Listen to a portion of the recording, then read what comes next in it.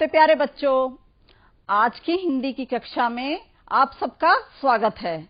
आज हम जानेंगे कक्षा 1 के पाठ बत्तख और चूजा के बारे में। तो आपने बत्तख देखी होंगी और आपने चूजा भी देखा होगा। तो आपको ये दोनों कैसे लगते हैं? अच्छे लगते हैं ना? तो बच्चों, आज हम इसके माध्यम से जानेंगे कि नकल करना कितना गलत होता है। अगर हम नकल करते हैं तो हम मुसीबत में फंस जाते हैं। क्या आपने कभी नकल की है? हो सकता है कभी की हो या नहीं भी की हो। और नकल करने से कितना बड़ा नुकसान हो सकता है, ये हमें हमारे पाठ बत्तख और चूजा से पता लगता है। तो चलिए हम अपने पाठ पर आते हैं। तो उससे पहले हम एक कविता पढ़ते हैं। कभी कभी पड़ जाती भारी, कभी कभी पड़ जाती भारी, नकल करने की ये बीमारी, नकल करने की ये बीमारी। मुश्किल में फंस जाती जान, मुश्किल में फंस जाती जान, काम न आती ये होशियारी, काम न आती ये होशियारी। इसलिए बच्चों, करना नहीं कभी नकल, सबसे अच्छी अपनी अकल। तो सबसे अच्छी अपनी अकल।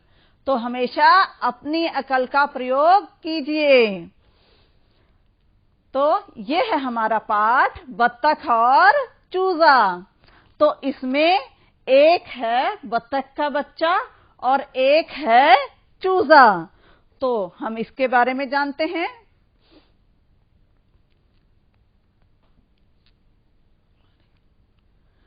तो अंडे में से बत्तख का बच्चा बाहर आया और कहता है, लो मैं आ गया।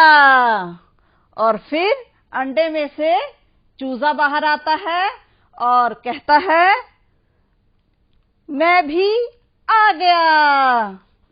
और फिर बत्तख का बच्चा कहता है, मैं घूमने जा रहा हूं। और फिर चूजा कहता है, मैं भी घूमने चलूंगा। और फिर बत्तख का बच्चा कहता है, मैं गड्ढा खोदूंगा, मैं गड्ढा खोद रहा हूं। और फिर चूजा कहता है, मैं भी गड्ढा खोदूंगा। और फिर बत्तख का बच्चा, मुझे एक केचुआ मिला। और फिर चूजा, मुझे भी केचुआ मिला। ये प्रॉब्लम कर रहा है।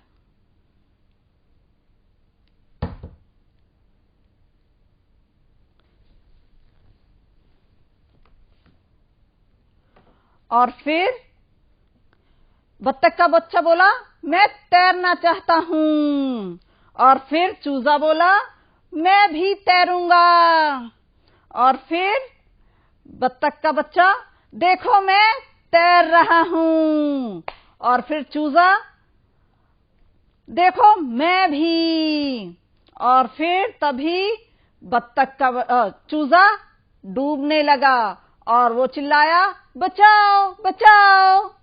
और बत्तख के बच्चे ने डूबते चूजे को पानी से बाहर निकाला। और फिर बत्तख के बच्चे ने कहा, अब बोलो। तो चूजे ने कहा, क्या बोलूं? तो बच्चों, चूजा बत्तख के बच्चे की नकल कर रहा था। वो जैसे जैसे कर रहा था, चूजा भी वैसे वैसे कर रहा था। पर वो मुश्किल में फंस गया। क्यों फंस गया? क्योंकि वो तैरना नहीं जानता था और फिर वो डूबने लगा। तो हमें अपनी योग्यता, क्षमता और प्रतिभा के हिसाब से ही काम करना चाहिए। अगर हम अपनी योग्यता के हिसाब से काम नहीं करेंगे, दूसरों की नकल करेंगे, तो हम मुश्किल में फंस जाएंगे। तो बच्चों, चूजा और बत्तख का बच्चा लगभग देखने में तो एक जैसे ही दिख रहे थे। फिर चूजा डूबने लगा और बत्तख का बच्चा क्यों नहीं? तो देखो बच्चों, हमने इस चित्र में दिखाया है।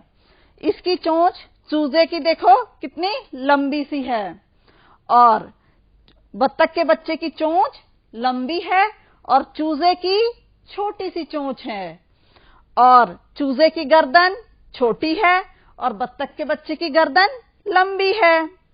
और बत्तख के बच्चे के पंजे देखो, इसमें जाली सी बनी हुई है यहां पर जो हमें दिखाई दे रही है, और इसके पंजों में जाली नहीं है। तो ये जाली जो है, जो बत्तख के बच्चे में है, वो उसे तैरने में मदद करती है। लंबी गर्दन से भी पानी में उसको, बत्तख को मदद मिलती है, तो जो कि इसकी क्षमता के, चूजे की क्षमता के हिसाब से नहीं थी। तो इसलिए चूजा जो है पानी में ज्यादा देर नहीं टिक पाया। तो इसी तरह से हमें अपनी क्षमताओं को देखना है और उसके हिसाब से ही काम करना है।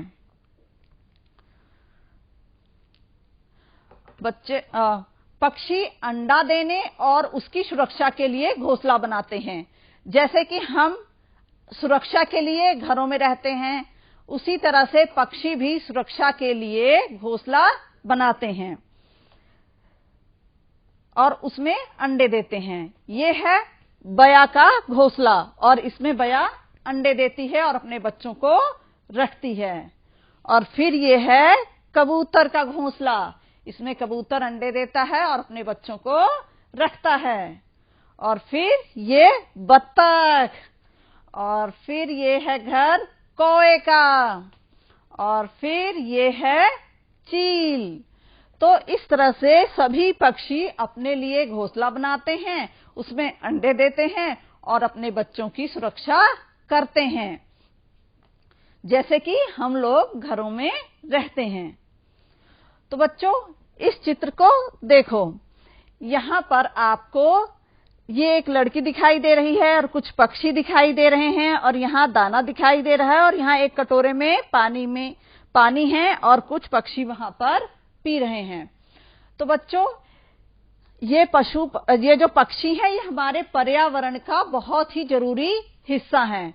कुछ पक्षी जो हैं हमारे पर्यावरण की सफाई करते हैं, जैसे चील, गिद्ध और कौवा। ये लोग मरे हुए जानवरों के मांस को खा लेते हैं और गंदगी फैलने से, बीमारियां फैलने से रोकते हैं। इसी तरह सभी पक्षियों का अपना महत्व है, तो हमें इन्हें बचाना है और इनकी सुरक्षा करनी है। उसके लिए हम क्या कर सकते हैं कि हम अपने घरों के बाहर या छत पर कुछ दाना डाल दें, जिससे कि ये भूखे पक्षी आकर खा सकें। क्योंकि आजकल देखो, जंगलों की संख्या सीमित हो रही है और ये पक्षी हम पर ही निर्भर होते जा रहे हैं। और हम अपनी छत पर पानी रख दें, जिससे कि ये आकर अपनी प्यास मिटा सकें और अच्छा महसूस कर सकें। तो इसलिए सभी लोग अपनी छतों पर पानी रखें इन पक्षियों के लिए। और फिर बच्चों, हमने देखा तालाब में चूजा डूबने लगा था। तो तालाब या नदी जो है, ये जल के स्रोत हैं, ये हमारे लिए बहुत ही महत्वपूर्ण हैं। तो आइए हम उसी प्रकार से कुछ जल के स्रोतों के नाम जान लेते हैं। जैसे कि ये है कुआं। आपने गांव में कुआं देखा होगा, और आजकल तो सभी जगह ये हैंडपंप दिखाई देते हैं। और फिर नदियों का पानी भी हमारे लिए बहुत ही जरूरी है। नदियों के पानी से सिंचाई भी होती है, जिससे फसलें होती हैं। और गांव के आसपास तालाब भी होते हैं, जहां पे लोग अपने जानवरों को भी नहलाते हैं, पानी पिलाते हैं, या फिर खेतों की सिंचाई के लिए तालाबों से भी पानी ले लेते हैं। और ये झरना, ये पहाड़ों पर पाया जाता है। लोग यहां से भी पानी पीने के लिए और अपने जरूरतों के लिए लेते हैं। और ये झील, ये बड़े बड़े पहाड़ों के बीच में कुछ जगह बन जाती है जहां पर पानी इकट्ठा हो जाता है, तो उसे हम कहते हैं झील। और ये ट्यूबवेल, जहां से हम अपने खेतों की सिंचाई के लिए पानी को लेते हैं, या फिर इनसे कुछ लोग अपने घरों में भी पानी ले जाते हैं। तो इस तरह से ये हमारे कुछ जल के स्रोत हैं जो हमें हमारे आसपास दिखाई देते हैं। बच्चों, ये है, हम अब पानी की उपयोगिता के बारे में जानते हैं। आप सब पानी कहाँ प्रयोग करते हैं? सुबह उठते ही सबसे पहले जब हम ब्रश करते हैं तब भी हम पानी का प्रयोग करते हैं, और फिर नहाने में भी हम पानी का प्रयोग करते हैं, और फिर हाथ, आजकल हम जब भी घर से बाहर से आते हैं, घर में आते हैं, तो हम अपने हाथों को साबुन से धोते हैं। और फिर ये देखो, पौधों में पानी देने के लिए या अपने कपड़े धोने के लिए भी हम इसका प्रयोग करते हैं, और खेतों में सिंचाई के लिए भी हम पानी का प्रयोग करते हैं, और अपने घर में लगे हुए छोटे छोटे पौधों को भी हम पानी देते हैं। तो पानी सिर्फ हमारे लिए ही, हमारी ही जरूरतों के लिए नहीं है। पानी जो है पशु पक्षियों, जीव जंतुओं सभी के लिए आवश्यक है। और जब ज्यादा गर्मी होती है तो ये जीव जंतु भी खुद को ठंडा रखने के लिए पानी अपने ऊपर डालते हैं, नहा लेते हैं। तो इस तरह से पानी हमारे जीवन का आधार है। हम पानी के बिना जीवन की कल्पना नहीं कर सकते। लेकिन हम इस पानी को प्रदूषित करते जा रहे हैं। पानी जो है आजकल, इसमें बहुत तरह की रसायन मिले होते हैं जो कि हमारे स्वास्थ्य के साथ साथ हमारे जो आसपास पशु पक्षी हैं, पेड़ पौधे हैं, उनको भी नुकसान पहुंचा रहा है। जैसे कि आप इस चित्र में देख रहे हैं, शहरों से जो पानी नालियों से होता हुआ, सीवरेज से, ये सब नदियों में आ जाता है और नदियों को गंदा करता है। फिर ये फैक्ट्रियों से निकलने वाला कचरा और रासायनिक पदार्थ भी लोग नदियों में बहा देते हैं, जिससे कि नदियां प्रदूषित हो रही हैं। और हम अपने घरों से भी जो फालतू पानी होता है उसे भी हम बाहर नदियों में ही निकाल देते हैं। और जो खेतों में रासायनिक उर्वरक प्रयोग किए जाते हैं, फिर जब वो बरसात होती है तो वो पानी भी रिसकर नदियों तक पहुंच जाता है और हमारे जमीन के नीचे के पानी को भी प्रदूषित करता है। और जो दैनिक क्रियाकलाप हैं वो भी तालाबों पर, नदियों पर करते हैं लोग, अपने जानवरों को नहलाना, कपड़े धोना, इन सब से पानी प्रदूषित होता है। तो हमें पानी सीमित है इस दुनिया में। पानी का जो पीने योग्य पानी है या हमारे उपयोग के लिए जो पानी है वो बहुत सीमित है। धरती पर अधिकतर पानी खारा है, तो इसलिए हमें इस मीठे पानी को बचाना है और इसका उपयोग जो है वो सीमित करना है। तो अब हम बात करेंगे जल संरक्षण की, यानी कि हमें जल को कैसे बचाना है। पानी बचाओ, धरती बचाओ, और जो जल है वही जीवन है। तो हम पानी बचाने के लिए, आप सबने देखा होगा कि बरसात होती है तो बरसात के पानी को जो छत पे आता है, हम उसे धरती में नीचे गड्ढे में इकट्ठा करके उसे हम बाद में साफ करके प्रयोग में ला सकते हैं। और फिर आपने देखा होगा कि कुछ लोग पानी भरते हैं और नल को खुला छोड़ देते हैं। तो इस तरह से खुला छोड़ने से पानी व्यर्थ होता है। जब भी पानी का उपयोग करें, नल को तुरंत बंद कर दें, जिससे कि जल बचा रहे। और पानी जितना पीना हो उतना ही लें, और पानी पीने के बाद उसे इधर उधर नहीं फेंकें, बल्कि उसे, अगर आपके पास पानी बच रहा है तो उसे पौधों में डाल दें। और फल सब्जियों को सीधे टूटी के नीचे धोने, नल के नीचे धोने से पानी बहुत अधिक व्यर्थ जाता है। अगर हम उसे एक बर्तन में रख कर धोएं तो पानी की बचत होगी। और इस तरह से नहाने के लिए भी अगर हम बाल्टी का प्रयोग करें तो पानी की बचत होगी। और पानी को पौधों में सीधा ना डालकर अगर हम फुव्वारे के माध्यम से डालेंगे तब भी पानी की बचत होगी। और हाथ धोने के लिए भी अगर हम पानी को मग्गे में लेकर, जैसे इसमें दिखाई दे रहा है, हाथ धोएं तो पानी को बचाया जा सकता है। तो हमें पानी को बचाना है, जितना हम बचा सकें उतना ही अच्छा है, क्योंकि जल ही जीवन है और जल के बिना हम जीवन की कल्पना नहीं कर सकते हैं। बच्चों, ये आपको गतिविधि करनी है। आप एक बर्तन में पानी लेंगे और अपने आसपास जो चीजें हैं उनको डालकर देखेंगे कि उसमें से क्या डूबेगा और क्या तैरेगा।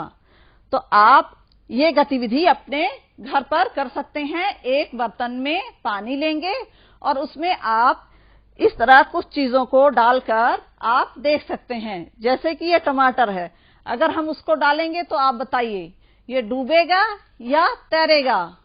हाँ, ये तो डूब जाएगा। और सेब, बिल्कुल सही, ये भी डूब जाएगा। और ये जो शॉर्पनर है, हाँ, ये तो तैरता रह जाएगा। तो इसी तरह से आप इन चीजों को पानी में डालकर देख सकते हैं कि ये डूबेंगी या तैरेंगी। और हमारे पाठ में कुछ मात्राएं हैं, तो हम इनको जान लेते हैं। आप अपनी किताब खोलिए और उसमें से जो मात्राएं दी गई हैं, मात्राओं के शब्द हैं, उनको छांटकर लिखिए। जैसे कि पहले है अ की कोई मात्रा नहीं होती है और इसके शब्द सबसे पहले हमारे ऊपर ही लिखा था बत्तख, तो इसमें कोई भी मात्रा नहीं है। और फिर है आ की मात्रा होती है एक डंडे जैसी, और इसके शब्द थे हमारी किताब में का, जा, गया, रहा, अचानक। तो सब में देखो ये आ का डंडा लगा हुआ है। और फिर छोटी ई की मात्रा, ये अक्षर से पहले लगती है। तो इसमें मुझे शब्द मिला था किताब में, मिला और चिल्लाया। तो इसी तरह आप भी अपनी किताब से ढूंढिए। और बड़ी की मात्रा ये अक्षर के बाद लगती है। और फिर जैसे पानी, न में पीछे लगी है मात्रा। और फिर छोटे ऊ की मात्रा ये इस तरह से ये अक्षर के नीचे लगेगी, तो इसमें मुर्गी और मुझे में। और बड़े ऊ की मात्रा चूजा, तो देखिए ये बड़े ऊ की मात्रा। री की कोई भी मात्रा नहीं है। ए डूबते घूमते बच्चे। ए मैं और तैर। ओ की मात्रा देखो, बोला बचाओ। और अं की मात्रा बिंदी जैसी होती है। अंडे केचुआ। आहा। और बच्चों, अब इसमें आ की मात्रा पर हमें गोला लगाना है। अभी मैंने आपको सारी मात्राएं बताई हैं। अब देखिए, जैसे चूजा में पीछे आ की मात्रा थी, तो पानी में आ की मात्रा कहाँ है? बिल्कुल सही, ये पा के पास है, तो हमने गोला लगाएंगे। और केंचुआ में ये रही मात्रा, और मिला में ये पीछे है, और बाहर में बा पे लगी है, और गया में या पे है, और देखो में तो नहीं है। निकला में ला पे है, बोला में ला पे, गड्ढा में ढा पे, अचानक में चा पे, बच्चा में चा पे, बचाओ में चा पे। तो इस तरह से हमने आ की मात्रा को और भी अच्छे से पहचान लिया। अब बड़े ऊ की मात्रा लगाकर हमें शब्दों को पूरा करना है। जैसे चलूंगा में यहां हम बड़े ऊ की मात्रा लगा देंगे, और घूमने में यहां पे लगा दिया, तो ये शब्द पूरा हो गया। खोदूंगा में हम दा पे लगा देंगे। और फिर अब यहां पे हमने कुछ प्रश्न लिखे हैं, उनके उत्तर लिखने हैं। नकल करना चूजे पर कब भारी पड़ा? तो बताओ।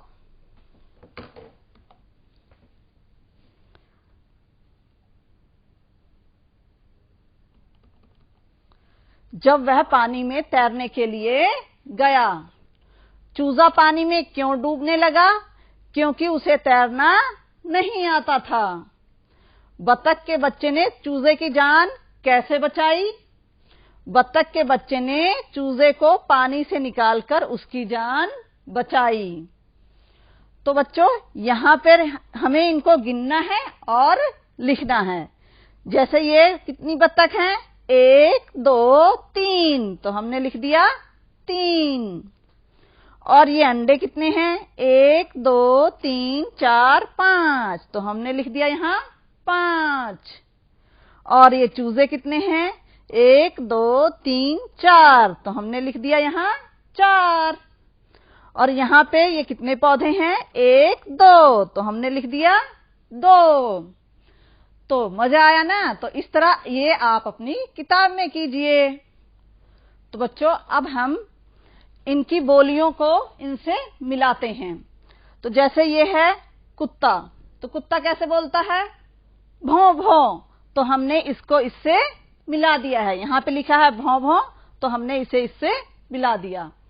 और फिर बिल्ली, बिल्ली करती है म्याऊं म्याऊं, है ना? ऐसे ही तो बोलती है, तो हमने इसको इससे मिला दिया।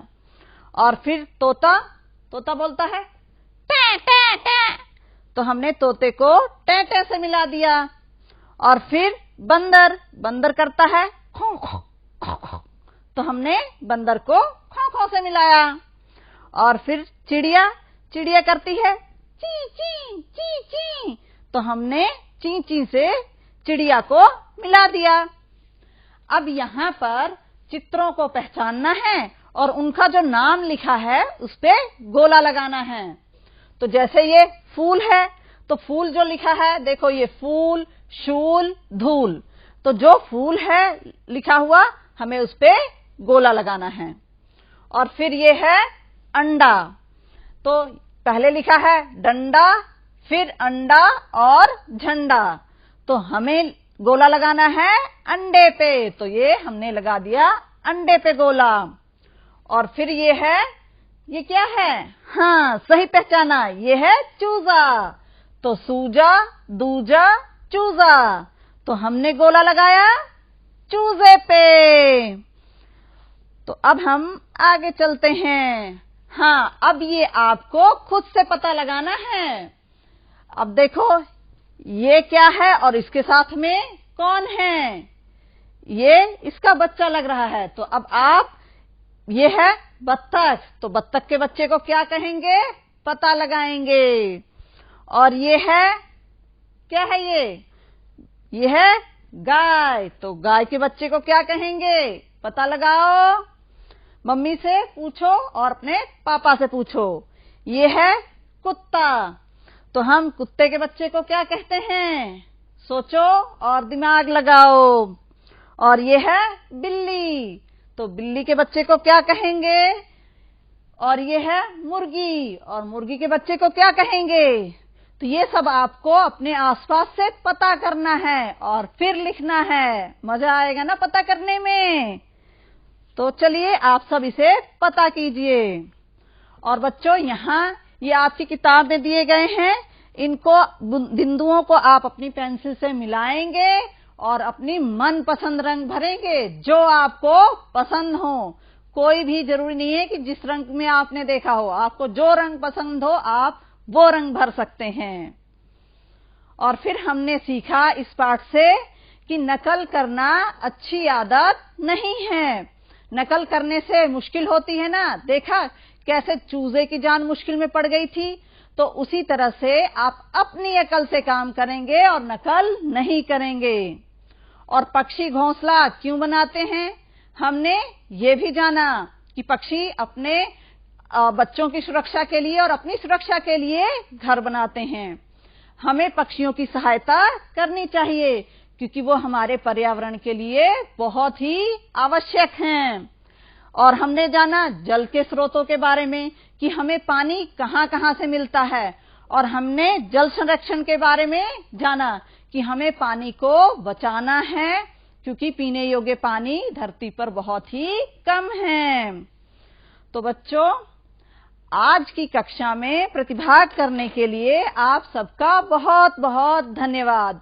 हम सब इसी तरह से मिलते रहेंगे, पढ़ते रहेंगे और आगे बढ़ते रहेंगे। खुश रहिए, मस्त रहिए।